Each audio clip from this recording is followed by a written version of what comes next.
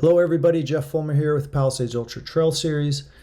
With an apology, we did our Wednesday webinar for 100 milers, 50 milers, and then ended up having some technical issues and the recording did not save. So very heartbroken about that.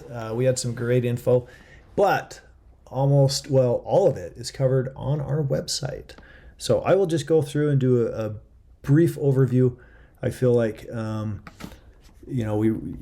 the best part was just introducing Brent here in the middle of this picture. Brent here is a local, works for a company, Rocky Mountain Hardware, that is out of Blackfoot. And he designed and forged and created our new 100 miler finisher award. And so myself and Jeremy Smith met up with Brent and got this going. It's been a 5-year process to kind of come up with something that we felt like was worthy of runners to wear on their belts. We've done a wood buckle in the past, but felt like we needed something with some heft. But we started with the process of going through, what they'd done before. They do a lot of hardware and different iron products, anything that you can forge. If they can carve it or put it together, they can then mold it and fire it and have something cool. And so within a few minutes of meeting with Brent, he was able to kind of sketch out an idea for the 100 miler finisher award, which was a belt buckle. And you can see here about 5 inches by about 3.5 inches. And then he started putting things together, laying things out. He got the plate shaped to kind of the shape we were looking for, and then started making the molds for the lettering, putting those together, and then carving the bear, going through and adding the letters. And this was all Brent's artwork, adding the 100 on there. And then this was the piece. We also added a nameplate to the back that all 100 milers that finish the course will be mailed a plate that will have your name and finish time on it, and something unique that we wanted built with our buckle, and he was able to make it happen. So we've got the proud Made in USA, not only Made in USA, but Made in Idaho. So these 100 miler finisher awards are made in Blackfoot, the artwork, and then forged, and then they're sent to Sun Valley, which is in central Idaho, where they are then polished and finished. And so this is making a wax, putting together the rubber mold that then you can see it kind of being placed in there so that it can create this wax mold. And then this wax mold is what is used to be put together for the forge, and they pour in the molten metal. We can see here on this little video how they go through and they pour that in there, and it melts out all the wax, and then what they're left with are the finished metal pieces. You can see them kind of pounding these off, and these are the buckles. So a very fun process to watch. And so that is the new belt buckle, and this is unfinished. So this does not have the any of the patina or the polishing on it. So here is the finished product, and so it just doesn't do it justice. we feel bad that it's just truly a beauty to behold that you've got to hold in your hands. But it weighs in at over 22 ounces, which is almost 1.5 pounds, and it is massive. So very proud of this. On the back, these are the black laser engraved nameplates with this is a sample of a finisher time. We had to give Jack Schrader was one of our 100 milers that DNF'd last year and is coming back this year. He's bringing buddies with him though, so he's back for redemption, and we had to tease him a little bit with this. So for you 50 milers and all the other runners, this is what your finisher award is going to look like. Red for the half marathon. It's going to say finisher on here as well. And then we have orange for the 50 miler, I believe, and then green for the 50K. And then for our podium awards, This is going to be what they look like, except this back mountain, and what's coming through here is going to be the color of your race distance. And then we also have an age group award for, we don't have enough 100-milers to put together age group awards, but we do have age group awards for all the other distances. And it's just the first non-podium runner to come through in your age group will receive an award. And so they're by decades, so 20 to 30, 30 to 40. So each decade of years is an age group, and the first one to come through will get an award, and it will be attached to.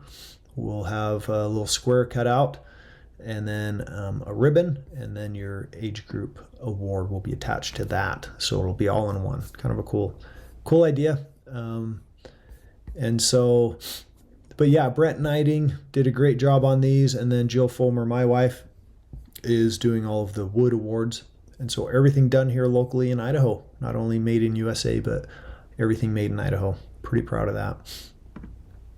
So going back to, let me hop in here to some maps. So the next thing we covered during our webinar was going through the 100-miler, their first loop, and what it looks like. But if you have not been to the website, palisadesultra.com, please go there.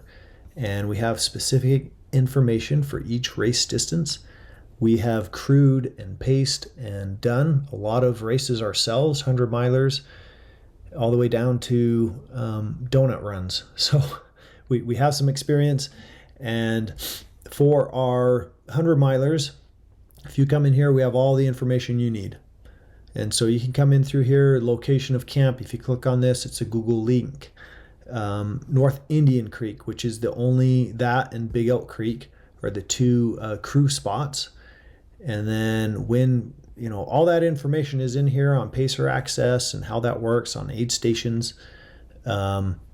We do have, as far as food, just your general sweet and salty. We have some vegan options, some hot broth for the night times. We recommend bringing a small water filter if you can. And then one thing I forgot to mention in the pre-race meeting was make sure if you're a 100-miler or 50-miler and did not get an email from us in the last week or so, you should have. But we will post to social media whenever we send an email out, so be aware of that. But we have the full course for the 100-miler in one map in CalTopo. And so it's a mapping program. You can open it up in CalTopo or just interact with it on our website. We have the first loop broken out in a separate map, and then the second loop. Then we also have a PDF image with things broken out a little bit differently that you can print out and review and look at how the distances break down. And then you can also download that in a high quality PDF. It's a huge file. If you have an iPhone, you can download the actual course in Topo Maps Plus. This is the most full robust experience. So you see here as you're going along the course, it's going to show you where you're at, and then it's going to show you how long you have to get to that next aid station, how much you have to climb and descend. It's a really awesome map and program, and you can download it, but that's only if you have a paid version. But we have our grid charts. This is laid out the same for the 50-milers as well. But you can see here all the information that you'll need for doing your race. You can actually go to Google Sheets with this. And so if you actually go into it, you can download this or go into the Google Sheets file and look at it there. We do have a very in-depth with actual video that shows you on the ground video of what different key turns look like in this 100-mile map preview. The only change with this is that Cabin Creek is not at any point is at an aid station. The very last time the 100-milers go to Cabin Creek, and everybody else for that matter, when you're 8 miles away from the finish line, 8+ miles, it's not an aid station. So Dry Canyon is going to be your sole source on that side of the course. But beyond that, this is going to be a really good video if you want to get really technical on the map preview. But let's go ahead and go into the first loop for you 100 milers. You're going to start here at Big Elk Creek at the start finish area.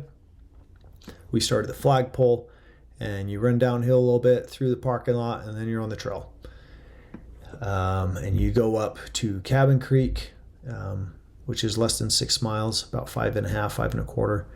And then you're going to turn around. There's not going to be anybody up there. We're going to trust you and honoring your duties as a runner, that you're going to make it all the way up there and turn around. And then you'll come back to Dry Canyon, and that will be your first aid station. So just under 9 miles.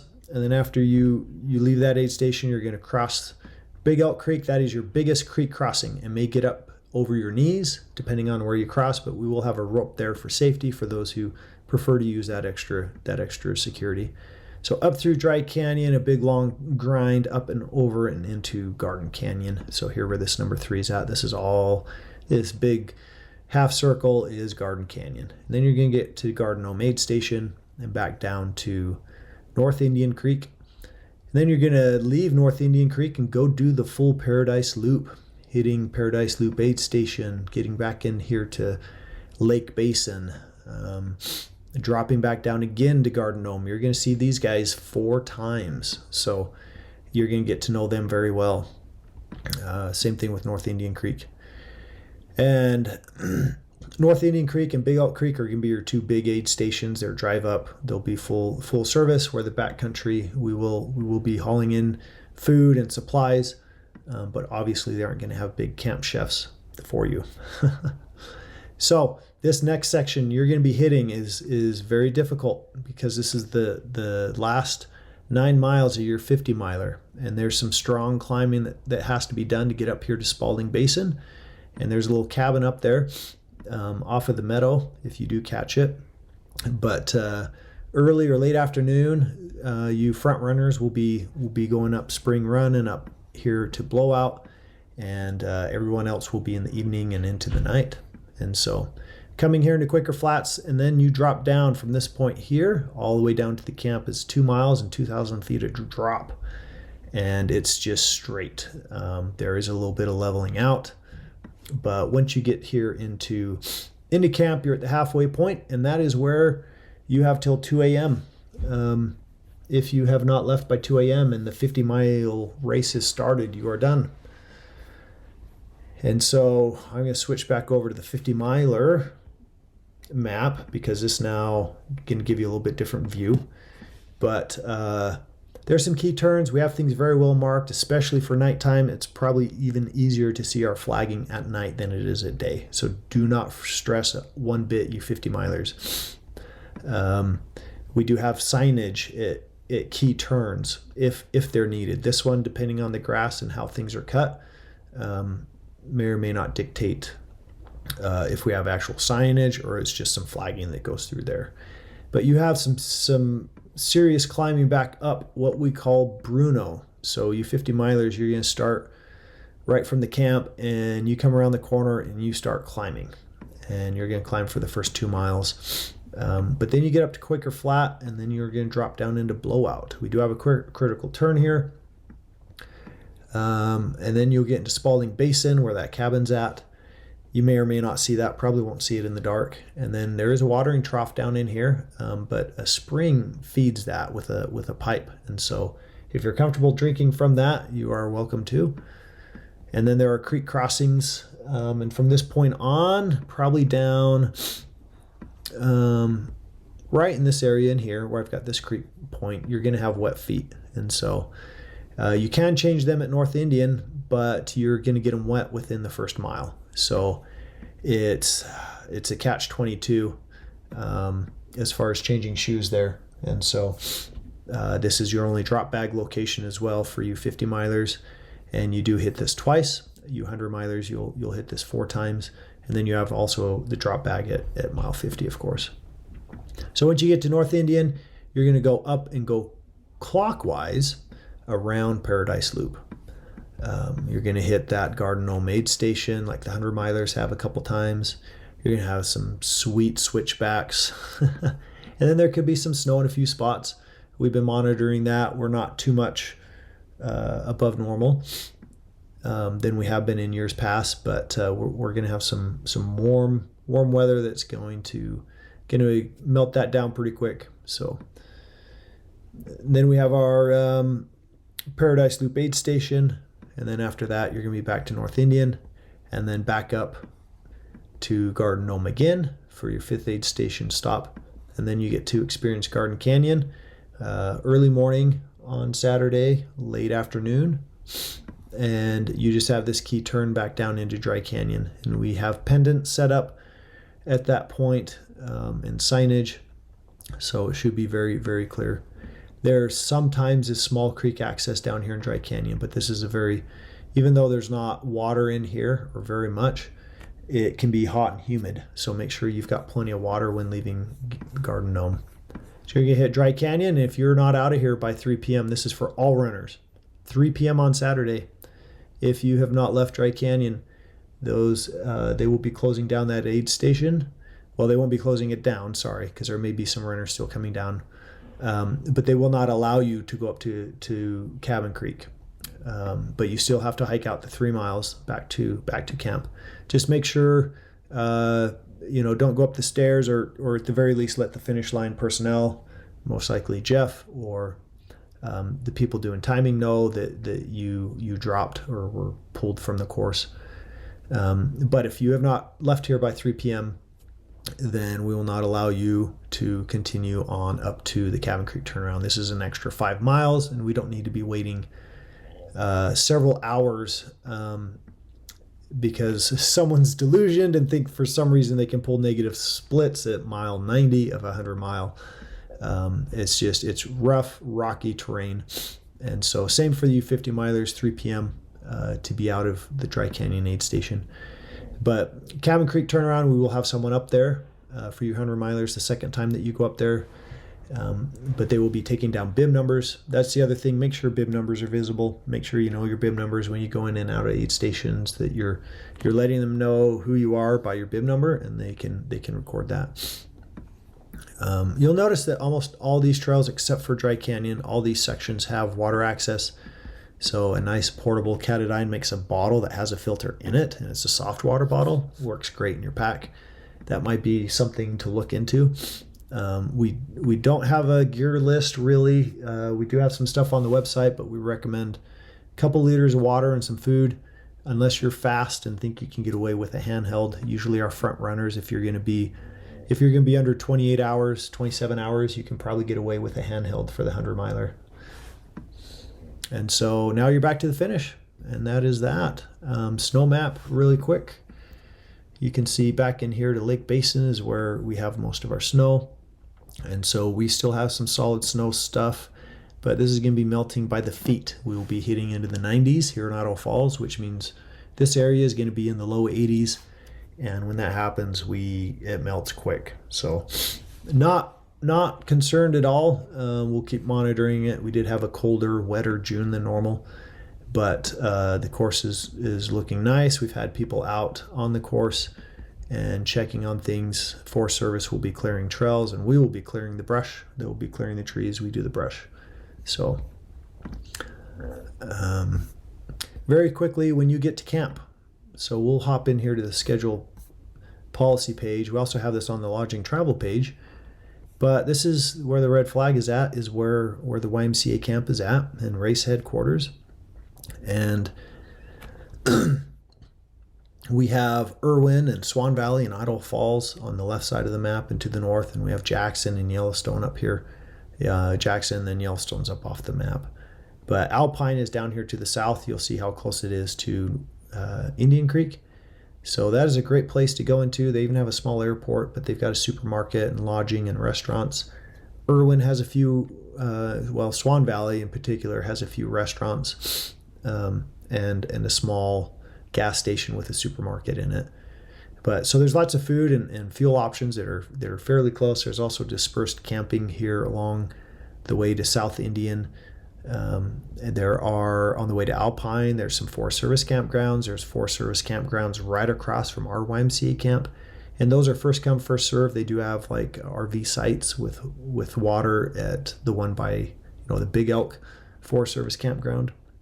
But plenty of places to dirtbag along the South Indian Road, and but there's no camping at the North Indian aid station in that parking lot area. And so that's just across the board. It doesn't have anything to do with our race. They just don't allow camping there. So so that is the area. And so when you come in off the highway here, whether you're coming from the north or the south, you're going to come in, you see this water inlet. You're going to go around that for 2 miles, and then you're going to come past the Forest Service campground, and then you're going to come into camp, and you cross a bridge. You're going to see the YMCA camp sign, and you're going to cross that bridge. This is the Big Elk parking lot and trailhead. But once you cross the bridge, you're going to come in here, and this is where the parking will be for you 100 milers. You'll be in here first, and you can show up starting Thursday at 1 o'clock. And for you 50 milers, unless you're crewing or got a buddy that's doing the 100 miler, we ask you not to show up until Friday after 1.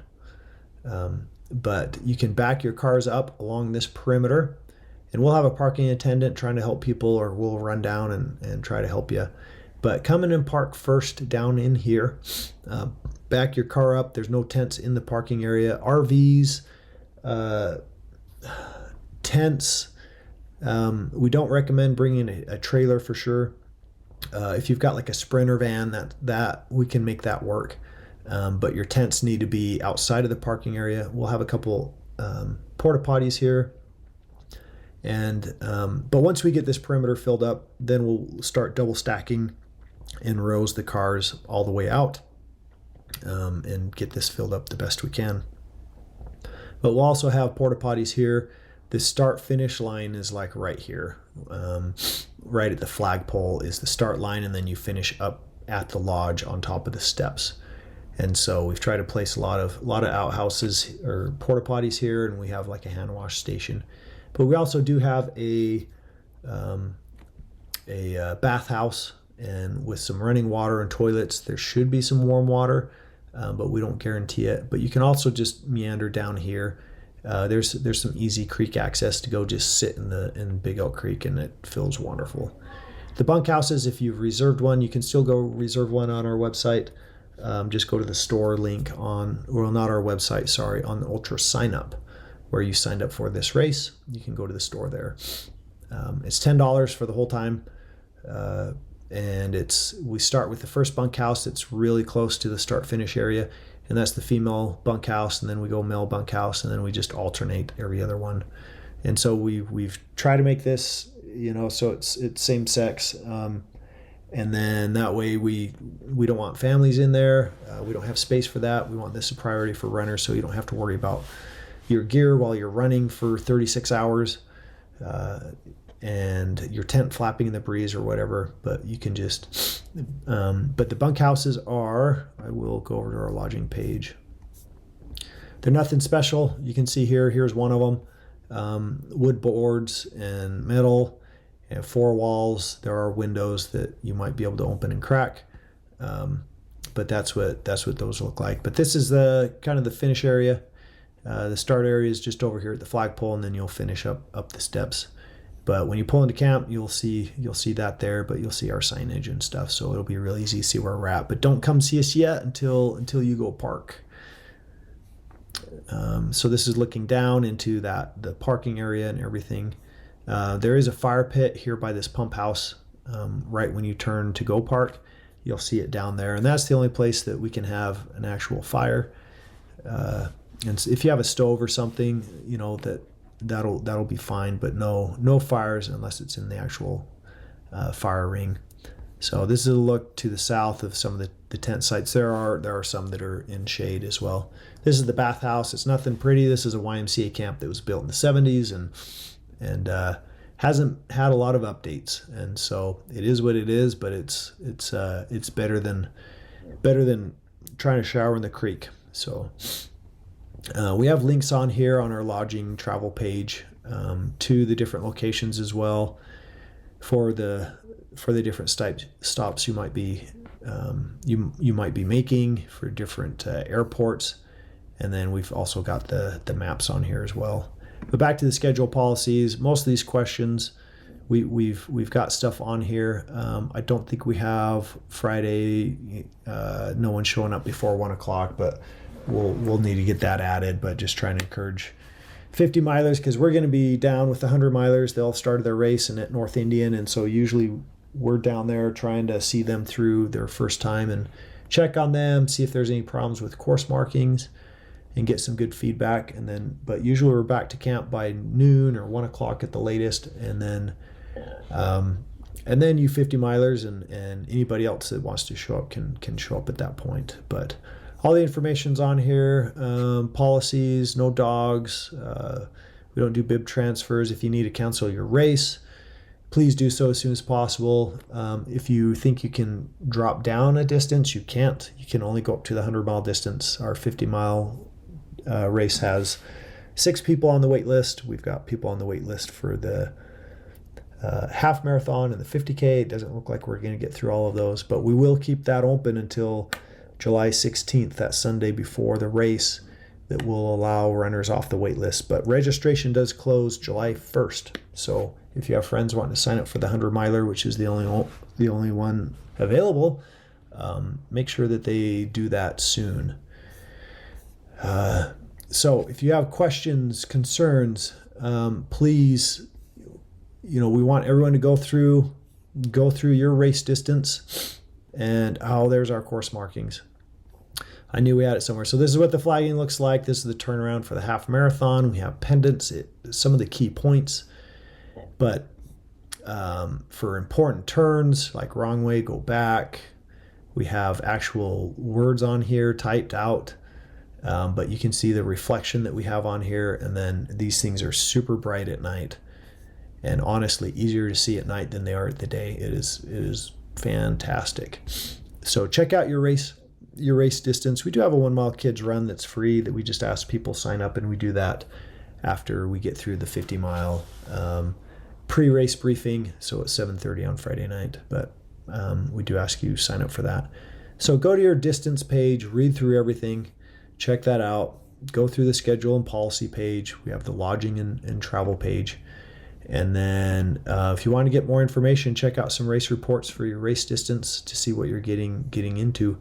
But you can download the GPX file for your race. If you just go into CalTopo Maps, you don't have to have an account to do this, but you can come over here and select the export button. Select what you want to export. You may not want all these little creek dots or whatever, but you can download this as a regular GPX file right here. And then just export it, and then you can put that into Garmin to put it on your watch or put it into your mapping program. If you have a paid version of CalTopo, then the best thing to do might be to export this as a JSON full backup. And then once you've exported that, you can come into here and close this map, and then we're going to import, and we're going to go in and we're going to choose that same file in the downloads and make sure we're getting the right one. And then it's going to give you all that same data that I had in my map, and then you can go and customize it how you would like and import that. And so you can do up to 10 maps on the free account. You won't be able to download it to your phone though. There is a CalTopo app for your phone. But if you wanted to at least look at it and manipulate it, that'll let you do it if you export it into your own map. But if you want it on your phone, downloaded layers, you need to pay for a subscription for that. And then you'll be able to use that in airplane mode. So reach out to us on email is usually the best. So palisadesultra@gmail.com.